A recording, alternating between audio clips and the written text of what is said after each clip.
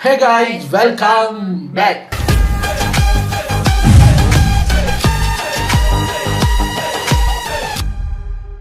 இன்னைக்கு நம்ம டுடே ட்ரெண்டிங்ல இருந்து ஒரு வீடியோ, அதாவது நேற்று நம்ம சிஎம் விஜய் அவருடைய கரூர் ஸ்பீச் வந்து நானும் மிஸ்டையும் ஃபுல்லாக ரியாக்ட் பண்ணோம். அது ரியாக்ட் பண்ணதுக்கு அப்புறமும் நிறைய பேர் வந்து டுடே ட்ரெண்டிங்கில் அதை செம ஃபன்னாக அந்த மீம்ஸ் எல்லாம் போட்டு ட்ரால் பண்ணி வச்சுருக்காங்க. அதுக்கும் ரியாக்ட் பண்ணுங்க நீங்கள். சரி, இவர் தான் அந்த ஸ்பீச் பார்க்கலையே, ஃபுல் ஸ்பீச் பார்க்காம டுடே ட்ரெண்டிங்கோட ட்ரால் வீடியோவில் அம்மாவையும் சேர்த்துக்கிட்டாச்சு. So CM Vijay Karur speech today trending troll அதான் நம்ம பார்க்க போகிறோம். நேற்று அந்த வீடியோவிலே சொல்லியிருந்தோம், இப்போ இவர் இப்படி பேசிட்டாரு, அடுத்த நாள் அதுக்கு ரியாக்ஷனுங்கிற பேரில் என்னென்னலாம் பண்ண போகிறாங்க பாருங்கன்னா, அதுக்கு ஏற்ற மாதிரி இன்றைக்கி காலையில் ஃபஸ்ட்டு நியூஸே டிஎம்கே சார்பில் சிஎம் விஜய் அவரோட ஸ்பீச் மேலே சிபிஐயில் கேஸு. என்ன அப்படி கேஸு அப்படின்னா, இந்த கரூர் இன்சிடெண்ட்டில் அவர் வந்து டிஎம்கே மேலேயும் அப்போது அந்த மீட்டிங் நடக்கும்போது இருந்த கரூர் போலீஸ் மேலேயும் யாரோ சொல்லி தான் போலீஸ் இதை பண்ணியிருக்காங்க அப்படிங்கிற மாதிரி போலீஸ் மேலேயும் அவர் பழி போட்டார். அவங்க தான் காரணங்கிற மாதிரி. டிஎம்கே மேலேயும் போலீஸ் மேலேயும் இவர் எப்படி பழி போடலாம் அப்படிங்கிற மாதிரி அவங்க ஒரு கேஸ் போட்டிருக்காங்க. எனக்கு உடனே ஃப்ளாஷ்பேக் ஓடுது. விஜய் கரூருக்கு போக போறாருன்னு சொன்ன உடனே இவங்க போய் ஒரு கேஸ் போட்டாங்க. விஜய் வந்து அந்த கேஸில் ஒரு குற்றவாளி, அவர் எப்படி அங்கே போக முடியும் அப்படின்னு. அப்போ கோர்ட்லேயே அவங்கள சொல்லியிருக்காங்க, முதல் கேஸ் கட்டி ஒழுங்காக படிங்க, அவர் குற்றவாளின்னு எந்த எஃப்ஐஆர்லையும் போடலாம். அப்போ விஜய் என்ன பண்ணலாம், அப்போ 2 நாளைக்கு முன்னாடி ஏன் மேலே அவங்க பழி போட்டாங்கல்ல கரூர் இன்சிடென்ட்டில், என்ன குற்றவாளின்னு கோர்ட்லேயே போய் கேஸ் போட்டாங்கல்ல, அதுக்கு நான் ஒரு கேஸ் போடுறேன்னு பதில் கேஸ் போடலாம். இப்படியே 5 வருஷத்துக்கு மாறி மாறி மாறி கேஸுகளை போட்டுக்கிட்டு இருக்க வேண்டியதுதான். ஆல்ரெடி இருக்கிற கேஸே அவர் இழுத்துக்கிட்டு கிடக்கு. செம்ம ரெஸ்பான்ஸுங்க அவர் ஸ்பீச்சுக்கு, அல்ல மோதுது இங்கே. சரி, என்ன ஏதுங்கிறத பார்க்கலாம். இது ஒரு 9 மினிட்ஸ் வீடியோ இருந்தாலும் டக்குன்னு பார்த்துட்டு கொள்ளையை அடிச்சதுனால தான் உங்க கரூர் கம்பெனி ஓனர் ஒருத்தர் எங்க எங்க இருக்காருன்னே தெரியாம ஓட்டு ஓட்டு ஓட்டு ஓட்டு ஓட்டு ஓட்டு ஓட்டு ஓட்டு வராம் பாரு வேட்டக்காரன், பணமா ஜனமா அப்படின்னு கேட்டா என் ஜனம் தான் எனக்கு முக்கியம்.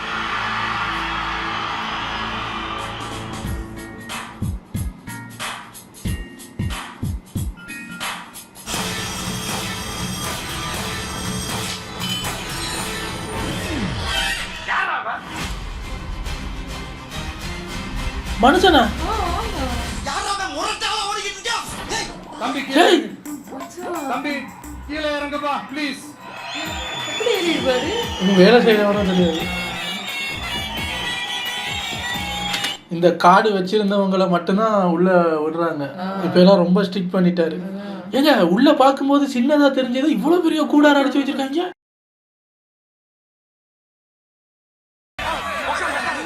கூட்டம் பயங்கரமா இருக்கு போட்டுருங்க. வெளியில ஹவுஸ் ஃபுல் போட்டு போட்டாங்களோ.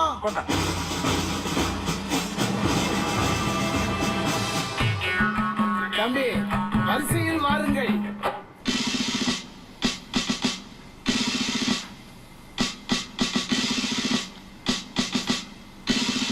சீக்கிரம் ஐயா, சீக்கிரம் ஐயா. ஒரு நிமிஷம் வாங்க. எதுக்குப்பா? வாங்க சொல்றேன். எதுக்கு? கூப்பிடல பாப்பா. ஒளிப்பதிவாளர்களையும் செய்தியாளர்களையும் காவல்துறையினர் அரங்கத்திலிருந்து வெளியேற்றுகிறார்கள்.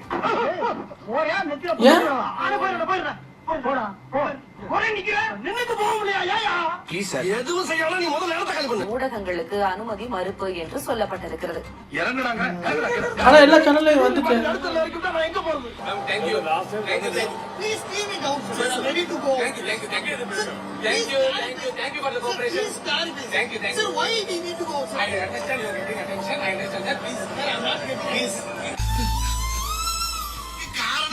காரணத்தை கேட்டா தேங்க்யூன்றாங்க.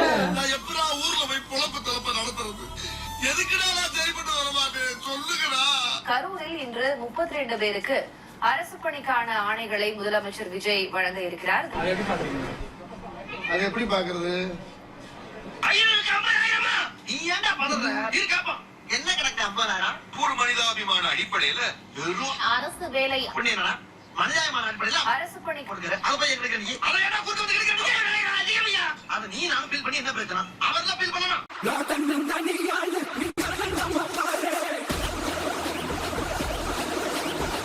இன்னைக்கு என்ன தீர்மானத்தோட காட்டுறீங்களா சாமி? அன்னைக்கும் சொன்னேன், இன்னைக்கும் சொல்றேன், நாளைக்கும் சொல்றேன், தில்லா சொல்லுவேன், கெத்தா சொல்லுவேன். பணமா ஜனமா அப்படின்னு கேட்டா என் ஜனம் தான் எனக்கு முக்கியம்.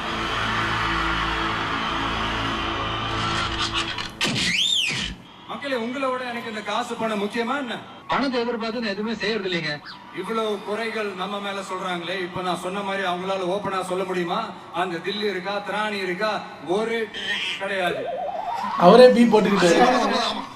ஒரு கிடையாது.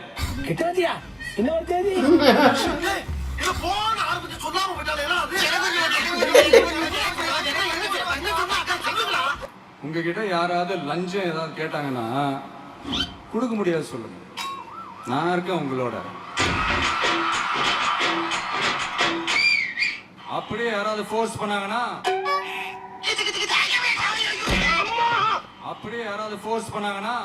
இது எங்க மகன், எங்க புள்ள, எங்க அண்ணன், எங்க தம்பி, எங்க விஜய், எங்க விஜயோட ஆட்சின்னு ஸ்ட்ராங்கா சொல்லுங்க.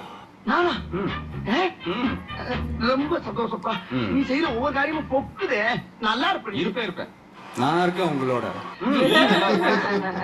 பார்ட்டி ஃபண்டுன்னு சொன்னவனை எடுத்தாங்க பாருங்க ஒரு ஓட்டம். எதுக்கு எந்த கிளிப்பை போடுறாங்க? எனக்கே ஃபர்ஸ்ட் புரியல, ஏன்பா ஓடுறாங்க அப்படி என்ன நம்ம சொல்லிவிட்டோம். அதான் அந்த குற்றம் உள்ள நெஞ்சுக்கு தான் குறுகுறே குறுகுறை குறுகுறை குறுகுறை குறுகுறை குறுகுறை குறுகுறை குறுகுறை குறுகுறை குறுகுறை குறுகுறை குறுகுறை குறுகுறை குறுகுறை குறுகுறை குறுகுறை குறுகுறை. இதெல்லாம் ஓவர் நக்கலு. 5 நிமிஷம் பேசினதுக்கே குளத்தூர்ல கொத்து பரோட்டா போட்டாங்க. இதுக்கு மேல பேசினா மொத்தமா முடிஞ்சிடும், பாத்துக்கங்க.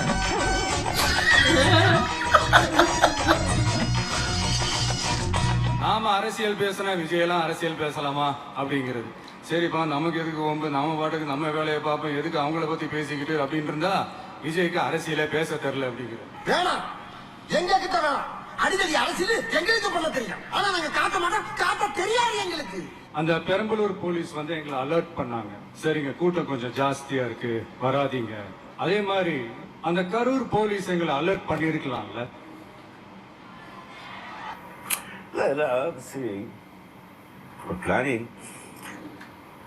அண்ட் போலீஸ் நினைச்சா அவங்க அந்த மீட்டிங்கே கேன்சல் பண்ணலாம்.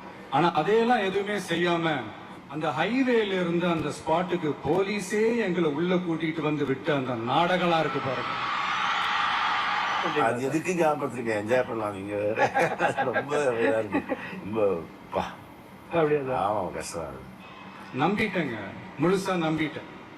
அன்னைக்கு இருந்த அந்த கரூர் போலீஸ் பேசும்போது தேங்க்ஸ் எல்லாம் சொன்னேன் அவங்களுக்கு. எனக்கு தெரியாது இப்படி ஒரு நாடகம் நடக்கும். ஆனா விரும்பாடி மாதிரி ஆளுக்கு ஒரு ஆங்கில பேசுறா தானே உண்மை வெளியே வரும். இந்த திருட்டு திமுக ஆட்சியை வச்சுக்கிட்டு ஊரடிச்சு ஒலையில போட்டு தம்பி இது நியாயம் இல்லப்பா. இந்த கொள்ளையை அடிச்சதுனாலதான் உங்க கரூர் கம்பெனி ஓனர் ஒருத்தர்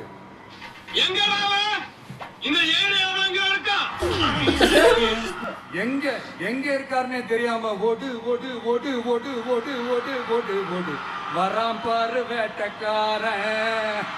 நான் வந்திருக்கேன்னு தெரிஞ்சவன் எஸ்கேப் ஆயிட்டான். விடவே மாட்டேன். ஓடினே இருக்கிறாரு. அறுவனாக்கு இனிமேல் வெளியே இன்னொருத்தர் ஃபாரின்ல போய் ஒளிஞ்சுக்கிட்டாரு. சிங்கப்பூருக்கு செக்கப்புக்கு போனார்ல அவரு. ஐயா எனக்கு நெஞ்சு வலியா. எனக்கு நேத்து இது யார சொல்றாருன்னு டவுட்டா இருந்தது. யார சொல்றாருன்னு தான் வீடியோவில் கேட்டேன். எக்கச்சக்க பேர் இன்ஸ்டாகிராம்ல போட்டோவோட மெசேஜ் அனுப்பியிருக்கேன், இவர் தான் பாருங்க இவர் தான் பாருங்க. இன்னும் தோண்ட தோண்ட எத்தனை பேர் மாட்ட போறாங்களோ தெரியல.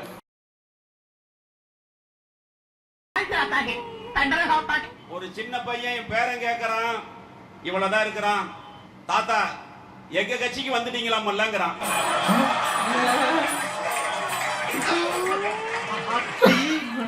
அதே பைப்ல.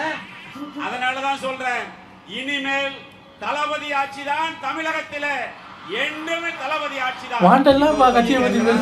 போறேன் மாமா, எங்க தளபதி கட்சிக்கு வந்து. ஓ, இவர் அங்க இருந்து இங்கே வந்தவர்.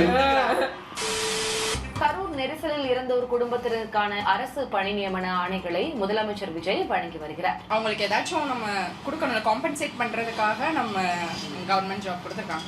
பட் நெகட்டிவ் இருக்கு. நாங்க இவ்வளவு கஷ்டப்பட்டு படிக்கிறோம், அவங்களுக்கு ஈஸியாவே கிடைச்சிருது.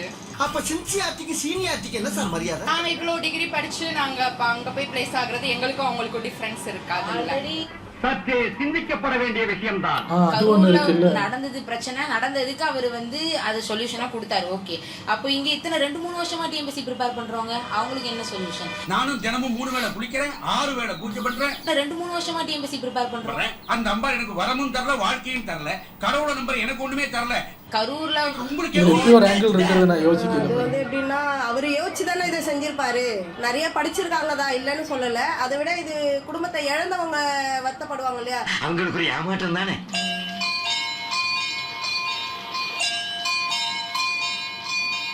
பாதிக்கப்பட்டவர்களுக்கு உதவி தேவைதானே, அவர்களுக்கு அரசு பணி வழங்குவதில் என்ன தவறு என்று நீதிபதிகள் கேள்வி எழுப்பியிருக்கிறார்கள். கரூர் கூட்ட நெரிசலில் உயிரிழந்தோர் குடும்பத்திற்கு தற்காலிகமாக அரசு பணி வழங்கலாம் என்று நீதிபதிகள் தெரிவித்திருக்கிறார்கள். நல்லது பண்றாண்டா எதுவுமே தப்பல்ல. இது இப்போ பெர்மனண்டா இல்லை டெம்பரரியா? எங்க பாருங்க, அது அந்த பொசிஷன்ல உட்காந்துக்கிறது சும்மா இல்லை.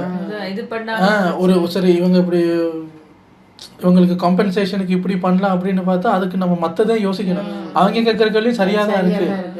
இல்லை அவங்களுக்கு அவங்க குடும்பத்தில் ஒருத்தங்களை இழந்திருக்காங்க, அதுக்கு கவர்மெண்ட் வேலை கொடுக்கறது ஓகே. அப்போ 2-3 வருஷமா படித்து ப்ரிப்பேர் பண்ணி எக்ஸாம் எழுதிட்டு இருக்கிற பெண்களுக்கு அதுவும் சரியாக தான் இருக்கு.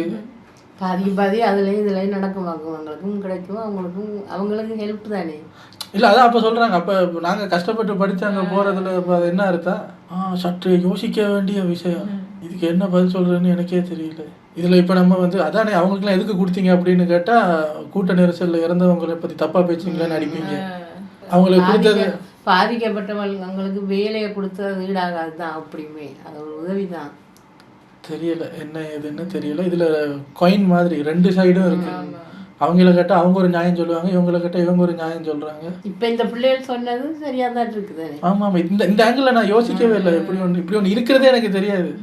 ஆனால் வீடியோ நல்லா இருந்ததுங்க, யோசிக்க வச்சுட்டாங்க என்ன. Nice video. உங்களை அடுத்த வீடியோவில் சந்திக்கிறேன். Take care. பாய்.